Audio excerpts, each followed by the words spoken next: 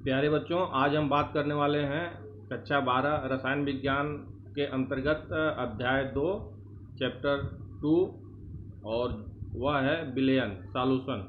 तो जैसा कि आप लोगों ने आप लोग देख रहे होंगे स्क्रीन पे हमने कुछ चीज़ें लिखी हैं कि इसमें हमको क्या पढ़ना है। तो सबसे पहले तो आपको विलयन देखना है। विलयन क्या है, इसके विषय में आप लोग पिछली कक्षाओं में कुछ चीज़ों के विषय में जानते हैं, कुछ स्तरीय ज्ञान इसमें आपको मालूम है। दूसरा उसमें हम पढ़ेंगे कि विलयन के प्रकार क्या हैं, कितने प्रकार के विलयन हैं अलग अलग आधार पर, अलग अलग कंडीशन पर। दूसरा इसमें हम बात करने वाले हैं कि विलयन की सांद्रता व्यक्त करने की कितनी विधियां हैं। तो विलयन की सांद्रता व्यक्त करने की विधियों पर हम बात करेंगे। उसमें बहुत सारी विधियां हैं, जैसे प्रतिशतता के रूप में अनेक प्रकार के प्रतिशतता के रूप में हम बात करेंगे, जैसे भार प्रतिशतता या आयतन प्रतिशतता या भार आयतन प्रतिशतता। फिर एक और हम बात करेंगे पीपीएम, पार्ट्स पर मिलियन। और उसके बाद हम उसमें बात करेंगे स्ट्रेंथ, सांद्रता व्यक्त करने के लिए जो स्ट्रेंथ के रूप में उसको हम व्यक्त करेंगे। फिर उसको नॉर्मलता में हम देखेंगे और मोलरता देखेंगे, मोललता देखेंगे, मोल प्रवाह देखेंगे। तो हमको सांद्रता व्यक्त करने की विधियों को देखना है इस चैप्टर में। और तीसरा जो हमने लिखा है ये अणुसंख्यक गुणधर्म, क्वालिटेटिव प्रॉपर्टीज सॉल्यूशन का।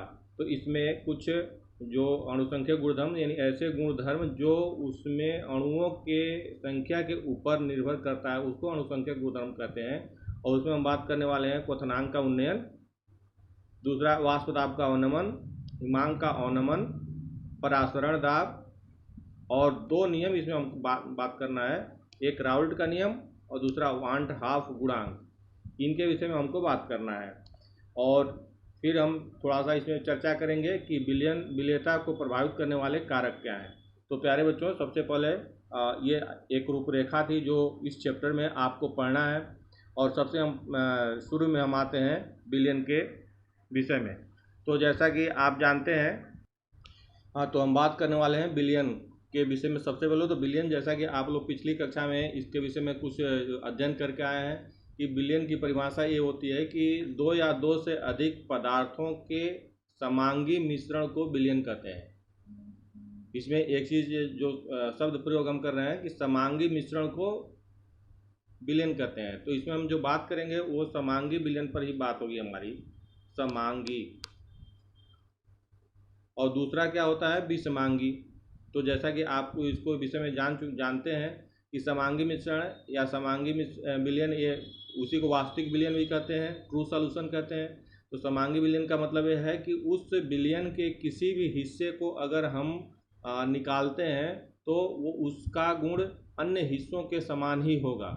जैसे पानी में अगर चीनी को घोल करके शरबत बनाते हैं और अच्छी तरीके से उसको मिलाते हैं तो वह समांगी मिश्रण होता है, यानी वास्तविक विलयन है, ट्रू सॉल्यूशन है। अब उसमें से चाहे नीचे से हम शरबत को निकालें चाहे ऊपर से निकालें, उसका क्वालिटी एक ही जैसा होगा, उसमें मिठास एक जगह एक समान होगी, यूनिफॉर्म होगी। दूसरा विषमांगी विलयन की बात करते हैं, विषमांगी मिश्रण की। तो जैसे आप अगर इसको आप लोगों ने देखा होगा पिछली कक्षा में कि पानी में अगर बालू मिला देते हैं और उसको अच्छी तरह से मिला भी देते हैं तो भी वह पूरे के पूरे तरीके से यूनिफॉर्मली वो नहीं मिल पाता है, तो उस मिश्रण को विषमांगी मिश्रण कहते हैं। तो उसकी बात यहाँ पर इस अध्याय में नहीं है, यहाँ पर हमको बात करना है समांगी विलयन की, जो वास्तविक विलयन है। तो विलयन की जब बात करेंगे तो समांगी मिश्रण की बात करेंगे, ट्रू सॉल्यूशन की बात करेंगे। अब इसमें दो चीज़ें आती हैं जिसको आप जानते हैं। पहला तो आता है विलेय, विलेय, और दूसरा आता है विलायक, विलायक, विलेय और विलायक। अब इसमें देखिए बात करेंगे विलेय की, तो विलेय क्या होता है और विलायक क्या होता है। विलेय, अगर देखिए इसको दो तरीके से हम बात कर सकते हैं, एक तो मात्रा के आधार पर, दूसरी अवस्था के आधार पर।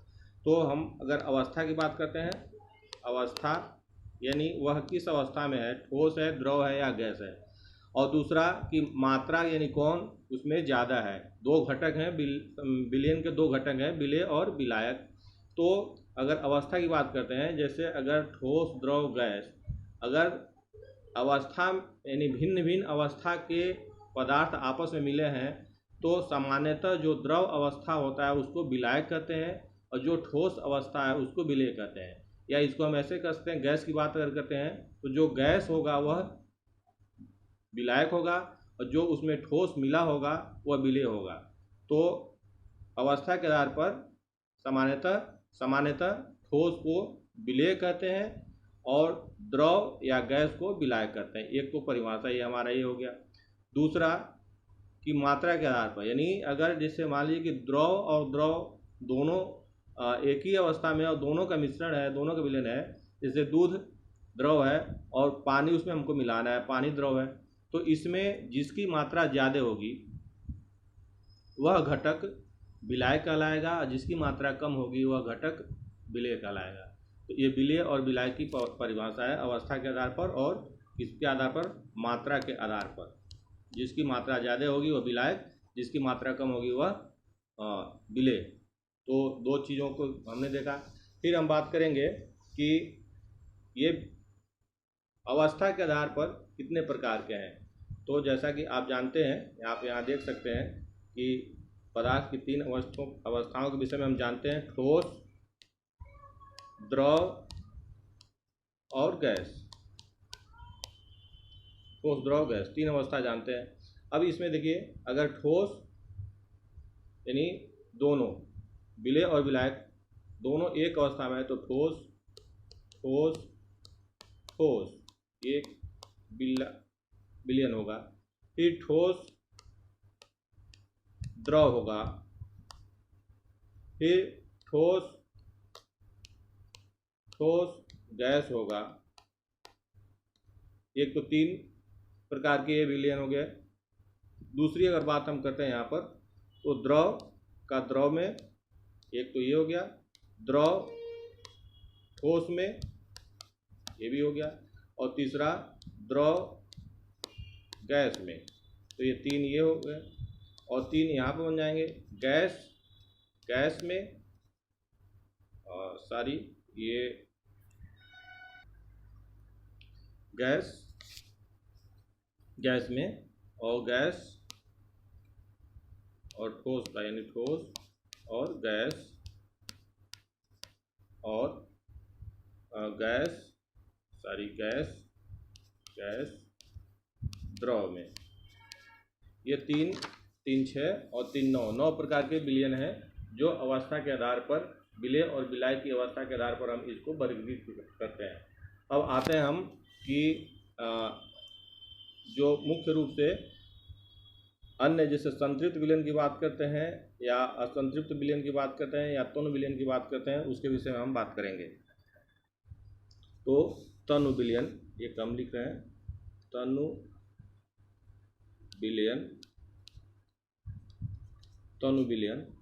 विलयन यानी वैसा विलयन जिसकी सांद्रता यहाँ पर मैं लिख रहा हूँ, जिसकी सांद्रता कम हो उसको तनु विलयन कहते हैं। जिसकी सांद्रता कम हो उसको तनु विलयन कहते हैं। अब सांद्रता का मतलब क्या है? सांद्रता की परिभाषा को हम इस प्रकार से बता सकते हैं कि इकाई आयतन में, विलयन के इकाई आयतन में उपस्थित विलेय की मात्रा को सांद्रता कहते हैं। तो अगर किसी विलयन के लिए यह मात्रा कम है तो उस विलयन को तनु विलयन कहते हैं। ये अपेक्षाकृत है, रिस्पेक्टिवली है। दूसरा हम बात करते हैं वो है सांद्र विलयन। तो जिस विलयन की सांद्रता ज़्यादा होती है, यानी इकाई आयतन में विलेय पदार्थ की मात्रा ज़्यादा होती है, उस विलयन को सांद्र विलयन कहते हैं। तो सांद्र विलयन का मतलब कि सांद्रता जिसकी कम हो या ज़्यादा हो, सांद्रता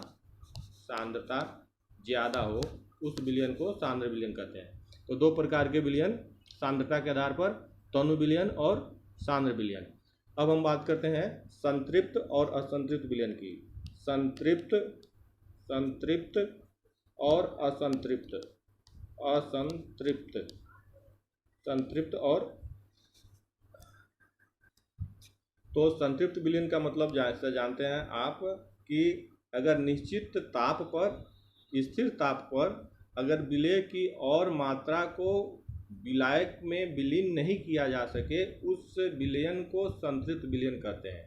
यानी ताप निश्चित है, उस अवस्था में जब विलेय की और मात्रा विलायक में विलीन नहीं किया जा सके, उस विलयन को संतृप्त विलयन कहते हैं। और दूसरा असंतृप्त विलयन, यानी विलेय की मात्रा को और हम उस विलयन में विलीन कर सकते हैं, तो उस विलयन को असंतृप्त विलयन कहते हैं।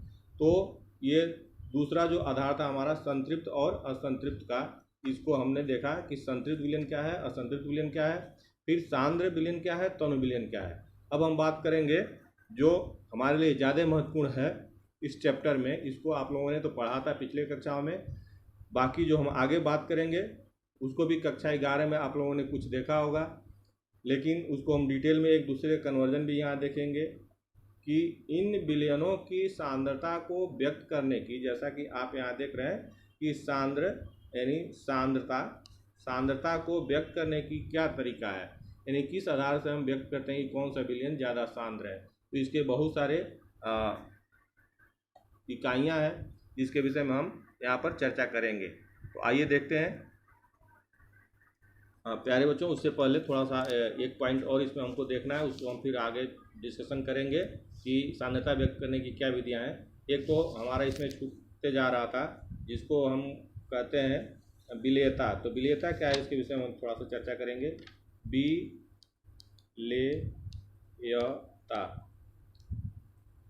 विलेयता, तो विलेयता का मतलब है कि पदार्थ की वह मात्रा, यहाँ पर मैं लिख रहा हूँ, पदार्थ की वह मात्रा जो निश्चित ताप पर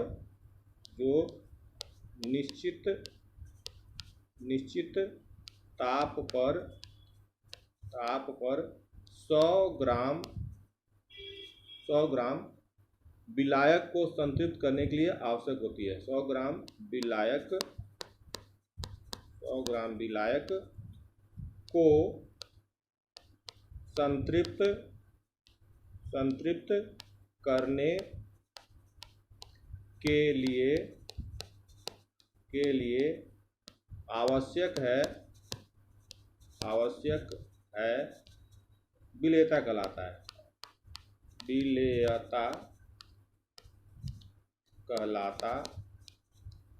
है। तो विलेयता की परिभाषा है कि पदार्थ की वह मात्रा जो निश्चित ताप पर 100 ग्राम विलायक को संतृप्त करने के लिए आवश्यक है, उसको विलेयता कहते हैं। ये तो विलेयता हमारे पास हमको मिल गया।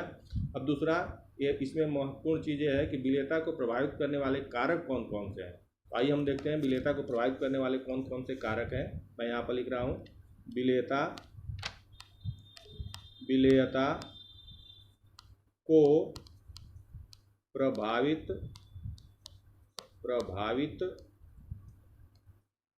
करने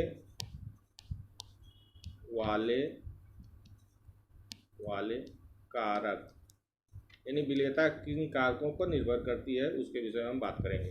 तो सबसे पहले हम बात करेंगे वह है हमारा ताप। तो प्यारे बच्चों, ताप पदार्थ की विलेयता को बढ़ाता है। सामान्यतः जो उच्च ताप पर विलेयता बढ़ती है और निम्न ताप पर विलेयता कम होती है। तो एक पहला कारक हो गया ताप। जैसा कि आप देखते हैं कि चीनी को अगर पानी में घोलते हैं तो एक स्थिति में चीनी घुलना कम हो जाता है, लेकिन जैसे उसको हम गर्म करते हैं तो गर्म करने के पश्चात तो उसमें और ज़्यादा मात्रा में चीनी उसमें विलेय हो जाती है। तो ये दूसरा पहला कारक हो गया ताप। दूसरा कारक है विलेय और विलाय की प्रकृति। दूसरा मैं लिख रहा हूँ, विलेय तथा विलायक की प्रकृति का मतलब क्या है कि यह ध्रुवीय है, ध्रुवी या अध्रुवी। और इसको आप लोग पिछले कक्षा में जानते हैं, ध्रुवीय और अध्रुवी का मतलब क्या होता है, जिसमें दो पोल होते हैं उसको ध्रुवीय बोलते हैं। तो विलेय तथा विलायक की प्रकृति, यानी विलेय और विलायक किस प्रकृति की है, यानी वो ध्रुवीय है या अध्रुवीय है। सामान्यतः हम इस प्रकार से बात करते हैं कि जो पदार्थ विलेय और विलायक, यानी विलेय और विलायक दोनों की प्रकृति अगर एक जैसी है तो वो एक दूसरे में ज़्यादा आसानी से विलीन हो जाते हैं।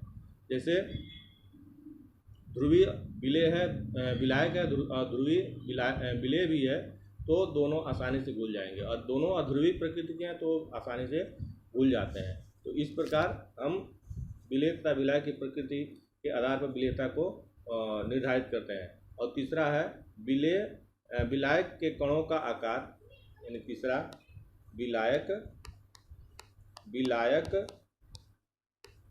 के कणों का आकार। ये आप जानते हैं, व्यवहार में भी जानते हैं कि जो बड़े कण हैं, जैसे किसी चीज़ को अगर घोलते हैं आप पानी में और वह बड़ा कण के रूप में है, तो टुकड़े के रूप में है, तो वो आसानी से नहीं घुलता है। जब उसी बड़े टुकड़े को हम छोटे छोटे कण के रूप में, यानी पाउडर के रूप में उसको बना करके घोलते हैं, तो वह आसानी से उसमें घुल जाता है, विलीय हो जाता है, विलीन हो जाता है। तो तीसरा जो कारक है हमारा वही है विलेय के कणों का आकार, यानी छोटे कण आसानी से विलायक में विलीन हो जाते हैं। और चौथा जो है वह है सम आयन प्रभाव। सम आयन प्रभाव, इसको आप लोगों ने देखा होगा, नहीं देखा होगा तो हम इसको इस तरीके से परिभाषित करें कि सम आयन की उपस्थिति में दुर्बल विद्युत अपघट्य की विलेयता की मात्रा कम हो जाती है, आयनन की मात्रा कम हो जाती है, तो इसको हम सम आयन प्रभाव कहते हैं। यानी सम आयन की उपस्थिति में दुर्बल विद्युत अपघट्य के आयनन की मात्रा घट जाती है, यह सम आयन प्रभाव। प्यारे बच्चों, आज के इस सेशन में बस इतना ही। फिर हम अगले सेशन में बात करेंगे कि विलयन की सांद्रता को किन किन विधियों से हम व्यक्त करते हैं, वो कौन सी विधियां हैं, उसके विषय में पूरा डिटेल से हम बात करेंगे। तब तक के लिए इन बेसिक चीज़ों पर आप फोकस करें, इसको याद करें, तैयार करें, और इस चैनल को अधिक से अधिक लाइक करें, सब्सक्राइब करें और शेयर करें। चैनल है, मैं यहाँ पर लिख रहा हूँ APIC क्लासेस। इस पर आप यूट्यूब पर आप जाएंगे तो यूट्यूब में लिख रहा हूँ YOUTUBE, यूट्यूब पर आप जाएंगे तो इस पर आपको मिल जाएगा APIC क्लासेस के नाम से, और इसमें आप सभी लेक्चर को आप देख सकते हैं। तब तक के लिए धन्यवाद।